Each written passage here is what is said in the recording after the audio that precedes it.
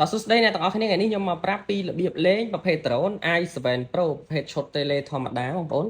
តោះឥឡូវយើងមកប្រាប់ពីរបៀបលេងអ្នកគ្នាទី1យើងយក drone យើងចេញមកពលាដៃពលាជើងចេញធម្មតាបងប្អូនយើងយកចេញដំបូងគឺវាបត់ចេះណាអញ្ចឹងយើងទាញពលាវាធម្មតាមួយចឹងមកយើងទប់ drone មកកន្លែងសិនបងប្អូនបាទហើយបន្ទាប់មកយើងដោះគម្រប tele យើងយកថ្ម 555 ដាក់ចូលមកថ្មដែលខ្ញុំថែមទៅឲ្យនៅក្នុងប្រអប់ហ្នឹងណាតោះយើងដាក់ចូលចឹងហើយយើងបិទវាចិត្តមក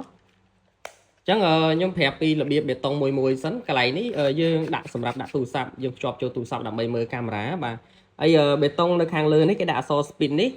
មានន័យថាបេតុងលបឿនបងប្អូនយើងចុចមួយទៅទិសទី1លបឿនទី1ចុចម្សាទៀតទិស2ដងលបឿនទី2ចុចម្សាទៀតទិស3ដងលបឿនទី3បាទ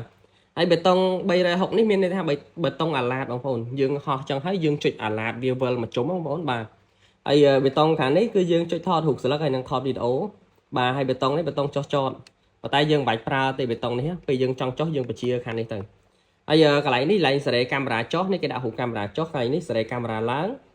កន្លែងនេះយើងបើកដំណើរការ sensor ការពីបុកប៉ះប៉ុន្តែ sensor នេះជួនកាលចាប់បានជួនកាលច្បាត់បានទេអញ្ចឹងយើងលេងត្រូវប្រយ័ត្នដែរអាពីរនេះគឺយើងមិនបាច់ប្រើក៏ល្អដែរបងប្អូនបាទហើយកន្លែងនេះបិទបើកtele យើងចុចមួយទៅវាចេញភ្លើងបាទចេញភ្លើងហ្នឹងបើកហើយយើងចុចមួយវិញបិទអញ្ចឹងបេតុងខាងនេះសម្រាប់ឡើងលើចុះក្រោមងាកក្បាលឆ្វេងងាកស្ដាំពេលយើងរុញឡើងលើខាងឆ្វេងហ្នឹងគឺវាឡើងលើចឹងបងប្អូនវាឡើងលើអញ្ចេះហើយទីនេះចុះក្រោមគឺវាចុះក្រោមអញ្ចេះឡើងលើចុះក្រោមអញ្ចឹងហើយងាកឆ្វេងងាកស្ដាំងាកនៅមួយកន្លែងចេះបងប្អូនបាទងាកឆ្វេងងាកស្ដាំអញ្ចឹងហើយកន្លែងបេតុងនេះយើងរុញទៅមុខចេះគឺវាទៅមុខហើយទៅមុខមកក្រោយទៅចំហៀងឆ្វេងចំហៀងស្ដាំបាទនេះយើងរុញទៅមុខមកក្រោយទៅចំហៀងឆ្វេងចំហៀងស្ដាំបាទអញ្ចឹងបេតុងវាមានតែប៉ុណ្្នឹងបងប្អូនបាទអញ្ចឹងរបៀបលេងទី1យើងបើក drone សិនចុចសកាត់ឲ្យជាប់មកបងប្អូនកត់ឲ្យជាប់ចឹងមកចឹងដល់ពេលយើងសកាត់ឲ្យជាប់ចឹង drone វាបើកចេញភ្លើងបងប្អូនសកាត់ឲ្យជាប់មកស្ទុះវាបើកបន្ទាប់មកយើងដាក់ drone នៅមួយកន្លែងចឹងមកបាទបន្ទាប់មកយើងបើក tele កន្លែងចុចបើកលើនេះបាទចឹងនៅពេលដែលយើងបើក drone បើក tele ទៅគឺវាចេញភ្លើងពីមុខចេះបងប្អូនចឹងមុននឹងយើងបង្ហោះយើងត្រូវតែថ្លឹង motor វាសិននៅពេលដែលយើងចង់បច្ឆេះយើងទាញ2រុញចូលគ្នាអញ្ចឹងវាបច្ឆេះបងប្អូនឃើញវាវិលស្លាប់ហើយរុញឆ្វេងឡើងលើហោះហើយប៉ុន្តែយើងអត់ទាន់បង្ហោះចឹងណាបងប្អូនយើងអត់ទាន់បង្ហោះទេយើងត្រូវតែថ្លឹង motor វាសិន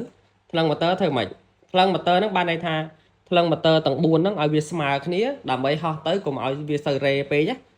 កុំឲ្យវារេឆ្វេងរេស្ដាំពេកវារេវានៅតែរេចឹងតែគាត់វាមិននឹងល្អដូចពួកថ្លៃទេតែគាត់ថាវាមកអាចគួសមយើងអាចយកទៅរៀនលេងចឹងណាយើងឲ្យកូនលេងអីចឹងណាចឹងថ្លឹង motor របៀបម៉េចថ្លឹង motor យើងទាញបេតុង2នេះញែកចេញពីគ្នាឃើញបងប្អូននៅពេលបច្ឆេះយើងរុញចូលបច្ឆេះយើងរុញចូលចេះបច្ឆេះវិលស្លាប់ចឹងប្រលត់